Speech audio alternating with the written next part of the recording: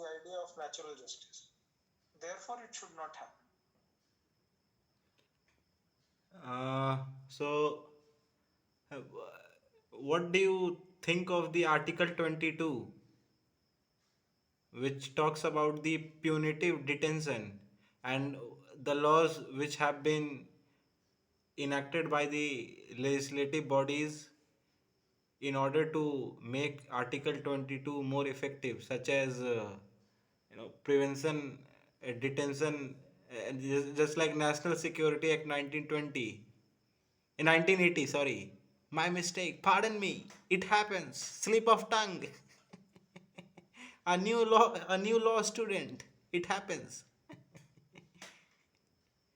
I mean, can you be more specific? I mean, do you think that Article 22 has been used as a weapon by the executive body in the name of national security by enacting laws such as National Security Act 1980?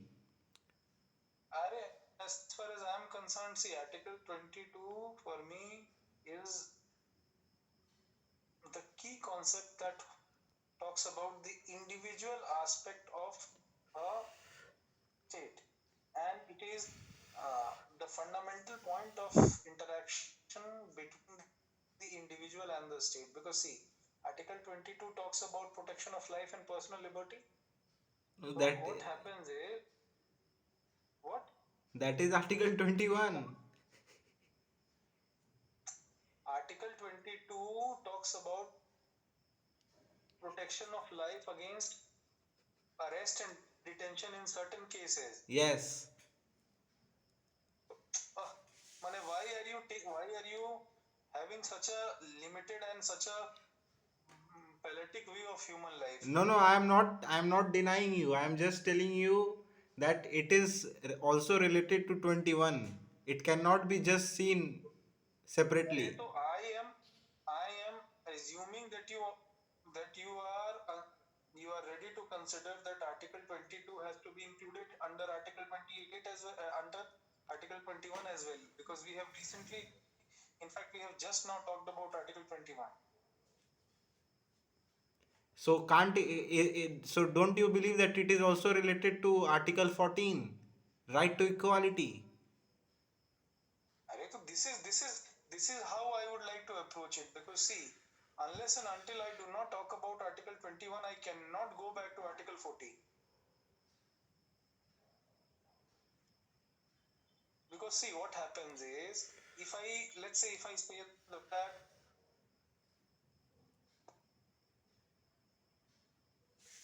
life and liberty are two important aspects, then on what ground will I be able to explain the negative aspect of a state action? Because the Article 21 is protecting me, you, and everybody against arrest and detention. And when we talk about arrest and detention, we have to understand that you have certain rights, that you have to be informed prior to your arrest, and the ground should be communicated to you. There are certain rights which are adjacent, or let's say which are secondary to this. Secondary in the sense, the moment this action is, you have the right to consult and be defended by a legal practitioner as well. Correct me if I'm wrong. Yes. You you have to be produced before the nearest magistrate within 24 hours. Yes. Okay, Excluding and the then time of travel.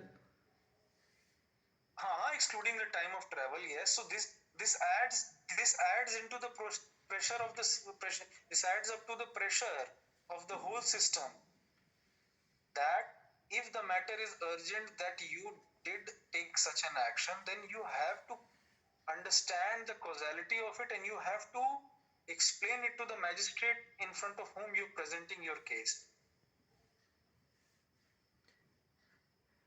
And then I guess the article 22 subclause 4, if I'm not wrong, talks about the maximum period of such a detention not being more than 3 months. Yes. So, so the grounds are very clear that the whole the whole exterior circumference of this article talks about the limits of state action being confined to certain areas and up to certain thresholds. So this indirectly talks about the superseding right of our personal liberty and the protection that we get under the Constitution vis-a-vis Article 21. And that protection is individualistic. So this is how the state and the individual have been made to adjust against each other. In case of a conflict of interest, and that idea broadly can be traced under Article 14, which gives you a blanket right of equality. When I talk about Article 22, I have to talk beforehand about Article 21. Then I have to hint that I draw this power precisely because Article 14 is at service and I am protected under Article 14 as well. Because see, when we establish that I am an individual against a state or I am an individual living in a state, then state has certain rights. As an individual, I too also have rights. So we both have to understand the limits of our rights as well as duties. Now, Article 14 comes as a protection because Article 14 gives me that confidence to assert my individuality in terms of fairness and equality so that the state cannot be discriminatory against me. In action of an arrest under 22 viewed from the combined lens of 21 and 14. Then what about Article 19? Understood? What about Article? 19, which guarantees six What about? fundamental rights under reasonable All of. restrictions. So this is why I said, na, you were concerned that uh, Article 22 should be read in a particular way. So I was talking about Article 22 vis-a-vis Article 14 and Article 21. Now, when I talk about Article 19, Article 19 is my fundamental right. And what are those rights? Those rights are a bundle of rights, half a dozen or more rights, which are associated with my life and essence of it, so that I can live a dignified life. It is related to freedom of speech and expression, of assembly in a very peaceful manner, uh, the, the right to form unions, that I can move freely within the territory of India without any restrictions. I can, I can, I can buy, reside, and settle in any part as well, as long as I'm a citizen of this country. I can practice any profession, trade, and I can um, undertake any business or any occupation if I wish to, as per my own choice. So Then these are my fundamental rights. then why, if Constitution of India is so progressive, then why the constitution makers have used the phrase, uh, the the procedure established by law, rather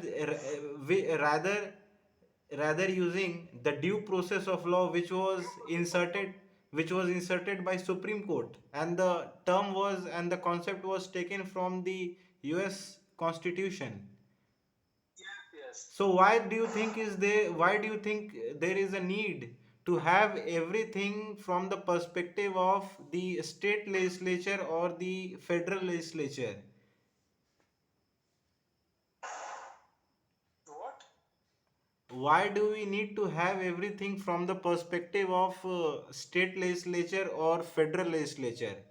I mean, I'm talking about Indian parliament when I refer to Because federal legislature. what happens is we need to understand the fact that the law should be read by its true color. It should it should take its correct intention. It should be read exactly in the way it was supposed to be read. It should not be misinterpreted, overinterpreted. When I talk about procedures, we are a procedure established by law country. We are not a due process of law. But there is Now, an ambiguity. I will point it out that when it is written that it will be restrictions will be on the basis of procedure established by law. What do you mean by that? Procedure established by law, that means that procedure, a law will be enacted or made correct. by a body of. See, the whole legal system of every country is broadly divided into either procedure established by law or due process of law. I am So asking. when I say that, My question is related, is not related to that point which you are raising. My point is that when it is said procedure established by law, don't you think that a bunch of people who have been elected by the people can be can be unethical sometimes in order to have some personal gains? see, no, no, that is not the point. See, in a we have taken the view that the utilitarian aspect of the common good of the largest number of people is considered when it comes under a direct question of its utility. And when I say that, I mean that, see, uh, the largest number, if the majority is being benefited by something that I decided upon, it is necessarily in the correct light because it is for the common good. Number one.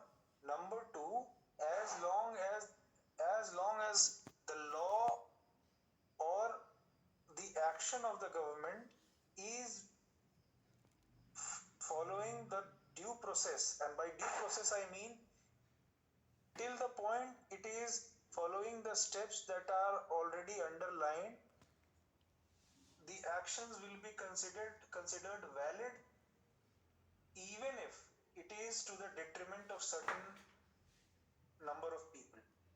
So the idea of process is more important and is more establishing, even if the individual may or may not suffer.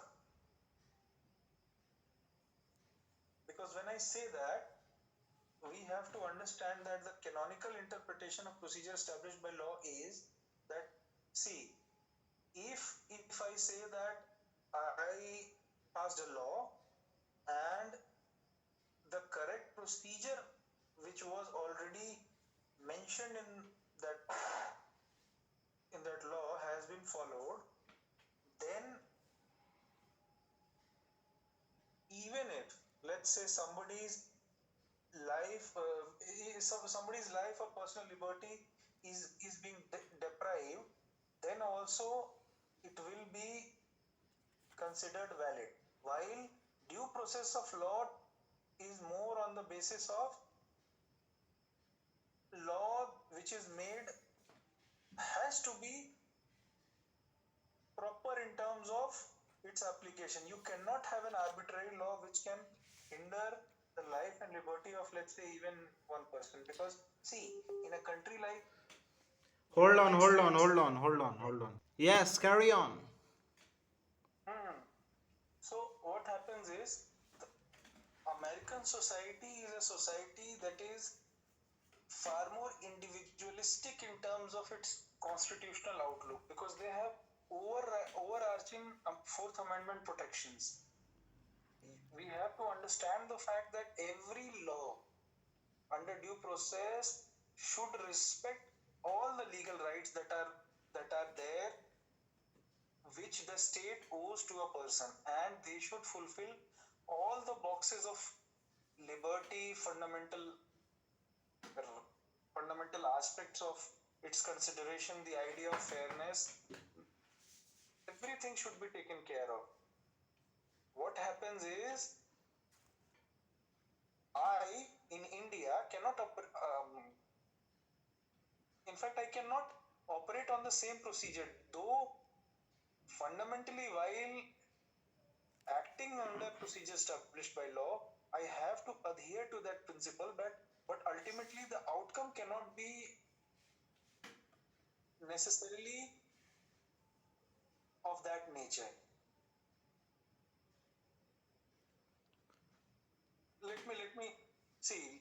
Let me summarize it for you. What happens is, in a country like United States, which is dominated by due process of law, Don't you due think process due of process law. of law is much better concept than procedure established by law, because it checks the right, it checks whether the right of an individual has been violated or not.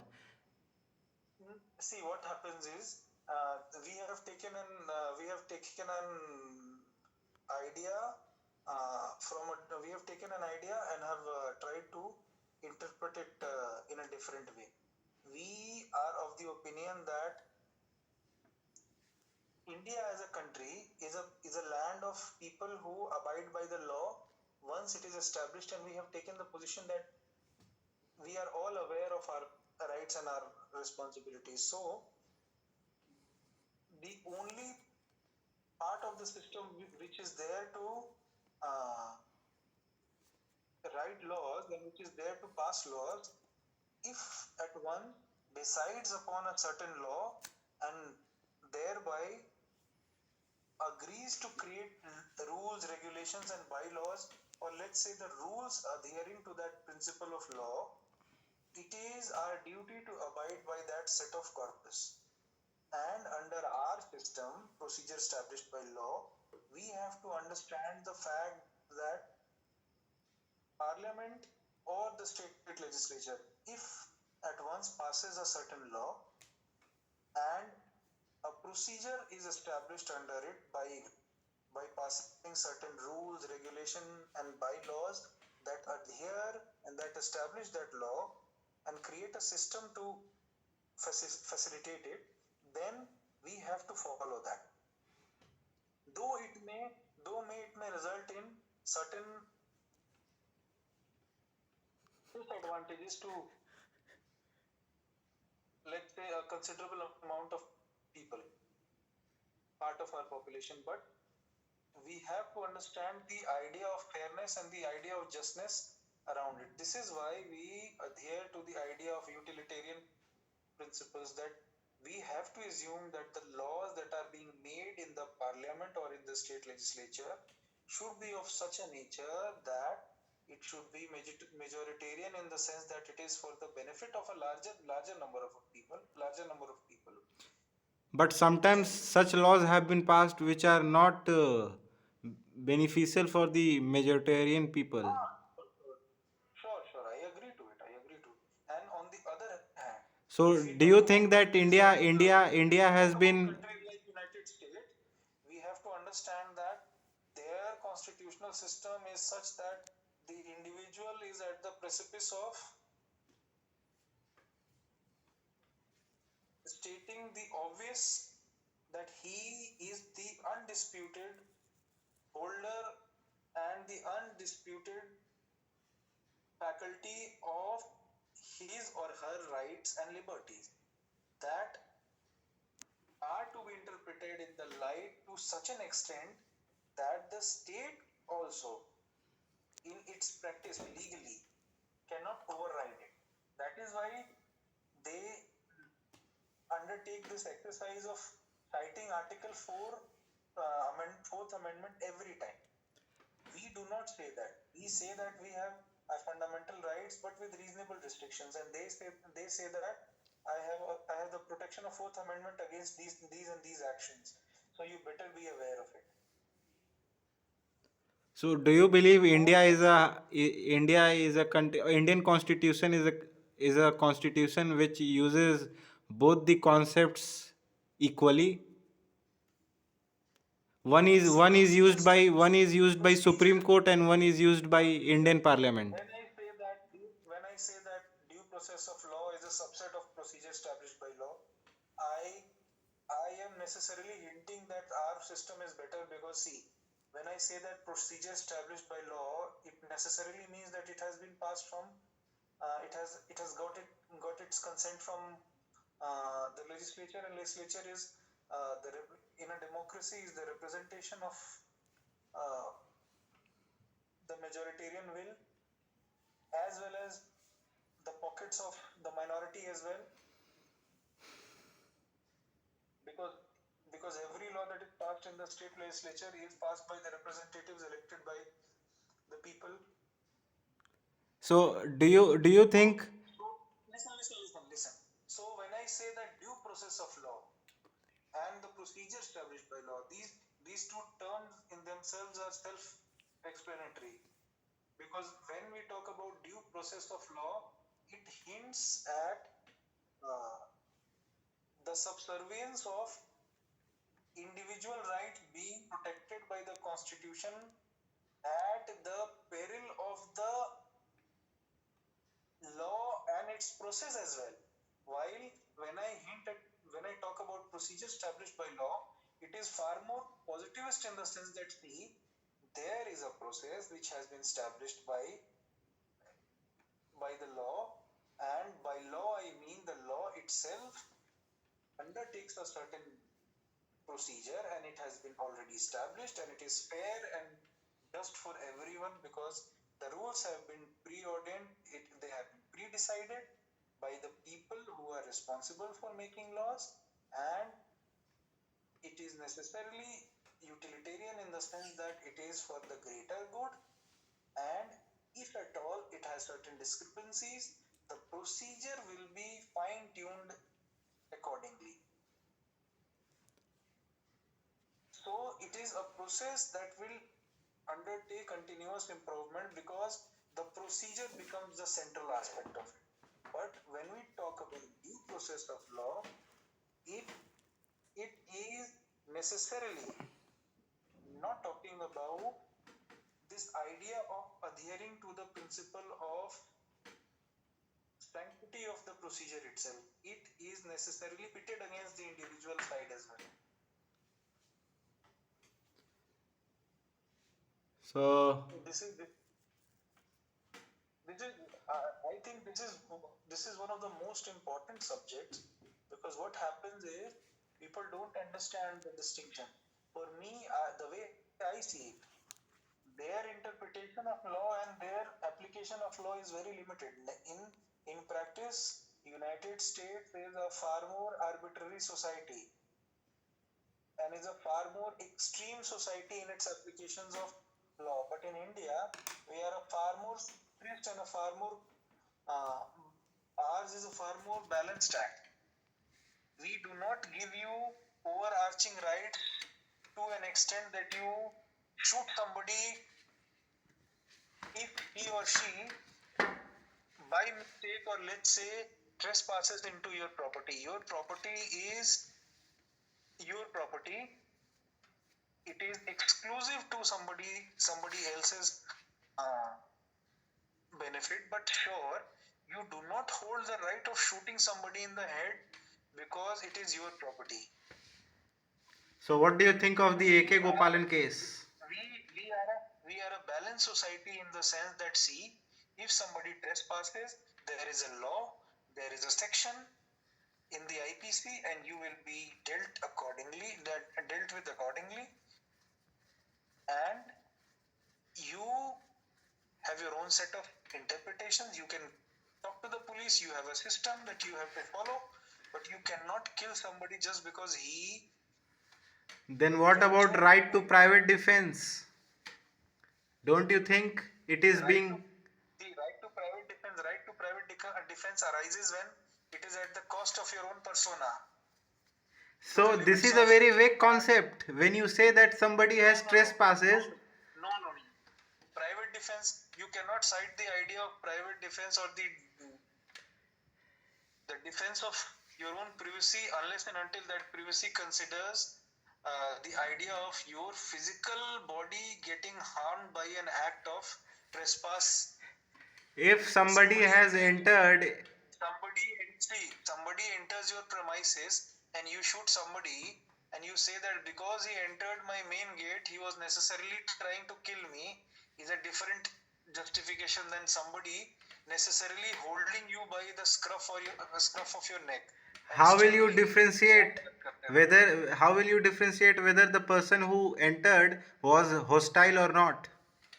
How will you do Okay, that? the idea I'm considering the fact that the hostility was there because he entered into the He could have premises. He robbed entered that the man. He premises. could have stolen Arey, something. listen to me first. You cannot just make passing judgments.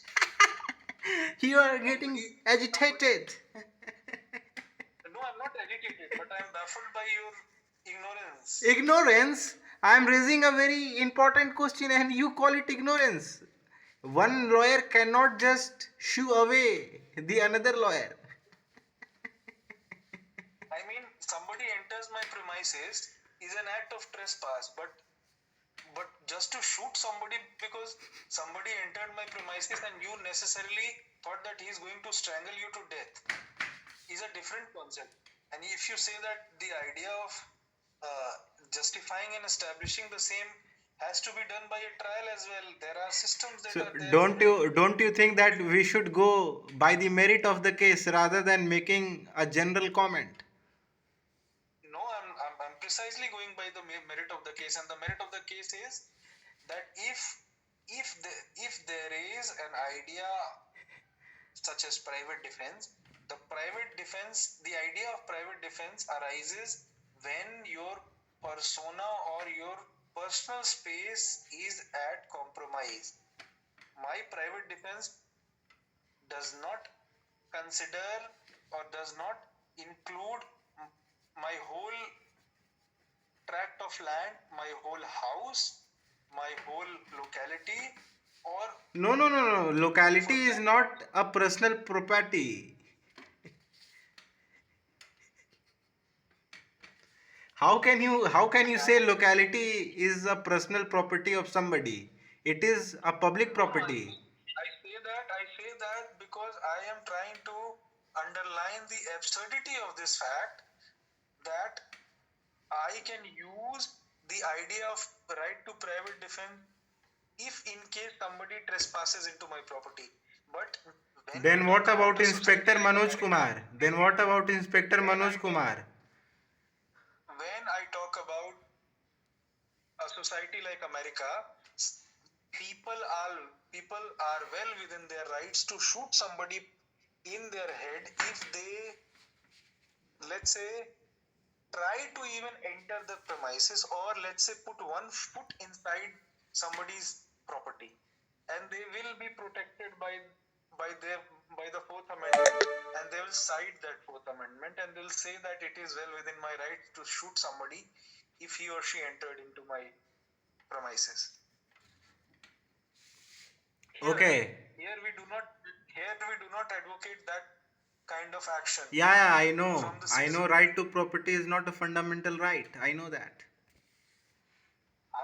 In a way, that is why we have taken that right out of fundamental rights, Kora. But we did not remove it because of that reason. We removed it because we wanted to end the jamindari system which was prevalent in India.